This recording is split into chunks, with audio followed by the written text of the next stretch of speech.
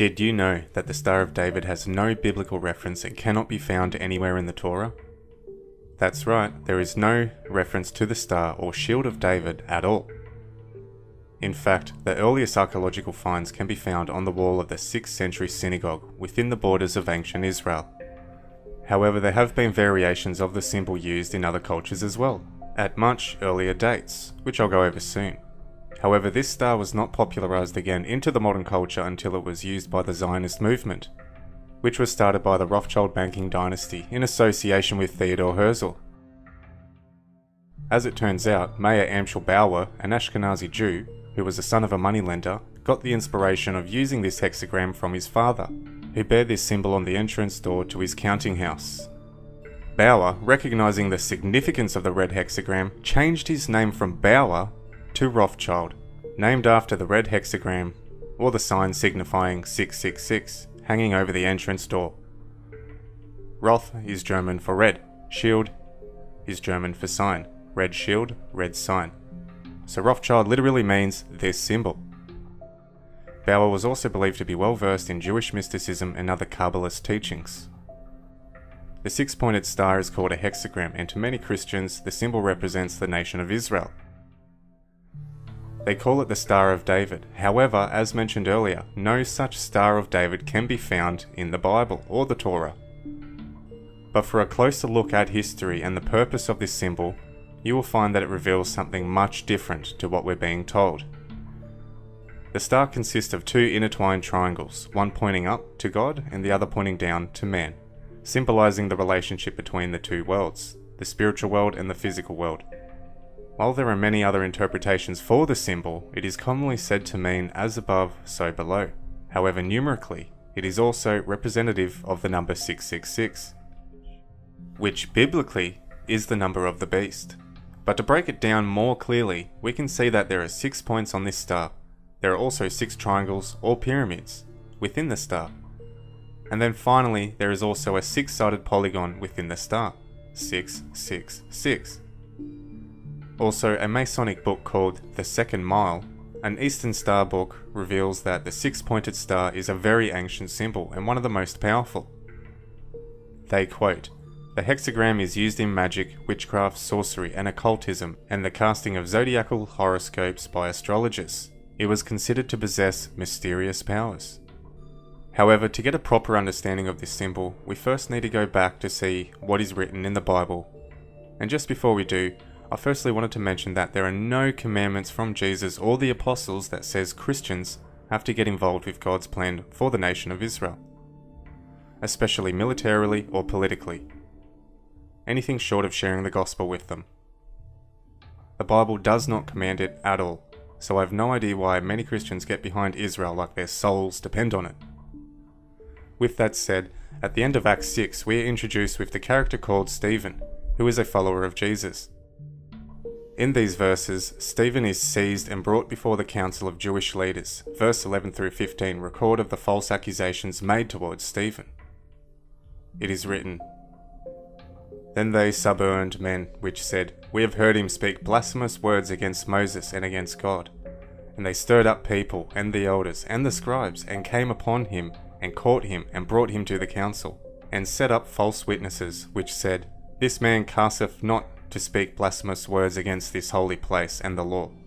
For we have heard him say, that Jesus of Nazareth shall destroy this place, and shall change the customs which Moses delivered to us. And all that sat in the council looked steadfastly upon him, saw his face as it has been the face of an angel." So, here we see Stephen accused of speaking blasphemous words against Moses, Jewish customs, God, and the God's dwelling place, the temple. Beginning in verse 37, Stephen recounts of when the fathers refused the oracles given to Moses on Mount Sinai, and instead desired to set up their own gods. Quote, "To whom our fathers would not obey, but thrust him from them, and in their hearts turned back again into Egypt, saying unto Aaron, Make us gods to go before us. For as for this Moses, which brought us out of the land of Egypt, we wot not what is become of him. And they made a calf in those days, and offered up sacrifices unto the idol, and rejoiced in the works of their own hands. Then God turned and gave them up to the worship to the hosts of heavens, as it is written in the book of prophets, O ye house of Israel, have ye offered to me slain beasts and sacrifices by the space of 40 years in the wilderness? Yea, ye take up the tabernacle of Moloch, and the star of your god Remphan, figures which ye made to worship them, and I will carry you away beyond Babylon. Some Christians relate the symbol of Moloch with Lucifer. However, there are far more esoteric meanings behind it. According to many biblical commentaries, the word Remphan is synonymous with the planet Saturn. Remphan also appears to have been understood by the Septuagint translators as an equivalent for the Hebrew word Chayun, which is supposed by many scholars to be identified with the planet Saturn. And keeping that Chayun word in mind, we also come across this which is written in Amos 5:26. But ye have borne the tabernacle of your Moloch, and the Chayun your images, the star of your god which ye made to yourselves. Moloch, Chayun, and Remphan are all names for the star god Saturn, whose symbol is a six-pointed star formed by two triangles. Saturn was the supreme god of the Chaldeans, whose teachings can be found in Freemasonry today. And unsurprisingly, this crypto-Judaic front, known as Freemasonry, also has the great goal to one day rebuild Solomon's temple. That's the occult one, not the Jewish one. One of the main reasons it's called the Star of David is because King Solomon adopted it as his main symbol when he was building pagan temples for some of his pagan wives. Former Satanists adamantly state that King Solomon actually became one of the most powerful shamans in world history, having slipped deeply into the practice of the occult. This view is also fully endorsed by 1 Kings 11:4-9. Just to highlight this in better detail, Dr. O.J. Graham, in his book The Six-Pointed Star, claims, the first mention of this symbol was back in 922 BC, when Solomon got involved in witchcraft and magic. This book traces the worship of Ashtoreth and Chayun and Remphan from the Egyptians before Solomon's time. Then afterwards, in the Arab magic and witchcraft through the Middle Ages, it was used by the Druids during the highest Sabbath of the witches called Halloween. The family of Rothschild, the pioneers of Zionism, and Hitler have all used this symbol, as has the cassette. Finally, it is featured on the flag of Israel. Today it is recognized as the Jewish symbol. However, it is anything but Jewish. We can also see Saturn depicted as the six-pointed star in ancient Sumerian and Babylonian art. So we also know that it relates back to a time in which Kabbalism and Jewish mysticism was born. Kabbalah is a mystical and occult form of Jewish thought, and is the source for many occult practitioners, from Freemasons, pagans, to the New Age movement, and even Buddhists. Its central literature is found in the Book of Zohar, and if you do a bit of research you will find that it was all very common practice in these Talmudic times for Jewish mystics to recycle and even steal esoteric wisdoms from other cultures. This includes the Greeks, the Egyptians, the Babylonians, and even the Hindus. To quote the Jewish Encyclopedia on the origins of the Zohar, they claim, "To determine the country in which the work originated, and at the time at which its teachings began to develop, it is necessary to ascertain where and when the Jews became intimately acquainted with the Hindu philosophy, which more than any other exercised an influence on the Zohar." Further down they also claim, "The theory the Earth is a sphere revolving around us on its axis, which immortalized Copernicus, was previously known only to the Hindus, who were instructed in the truth of it by Aryabhata in the 1st century before the Common Era. As far as is known, the Vedanta school of Hindu philosophers found nowhere outside of its place of origin.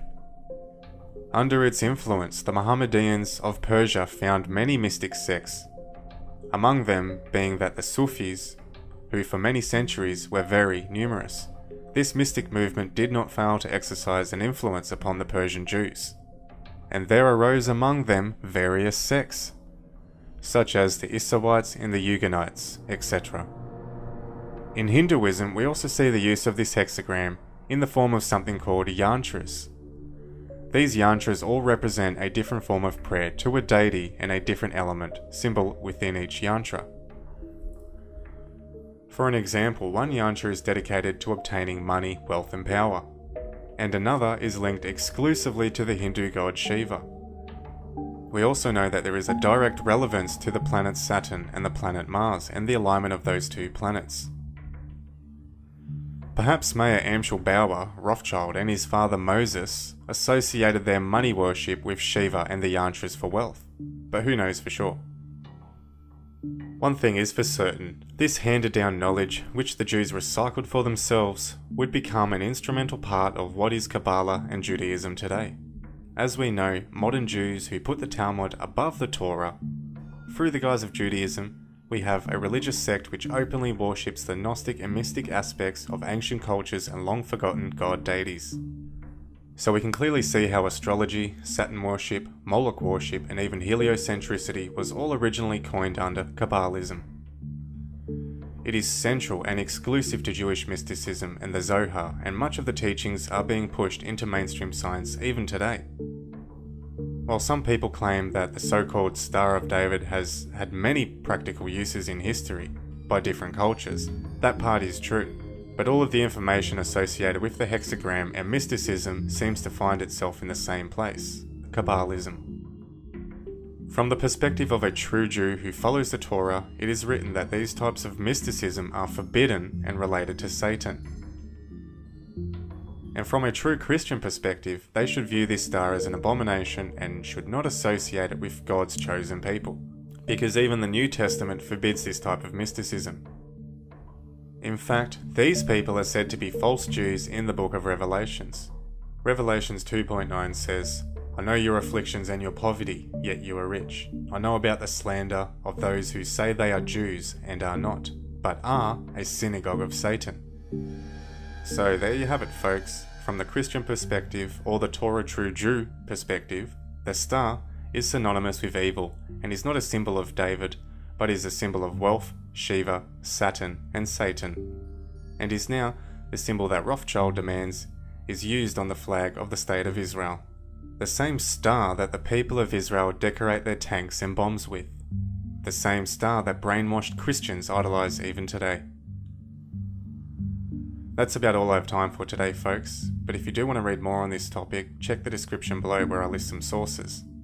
And also be sure to subscribe, as I really do enjoy covering these types of topics. If you have any questions, don't hesitate to ask in the comments section below.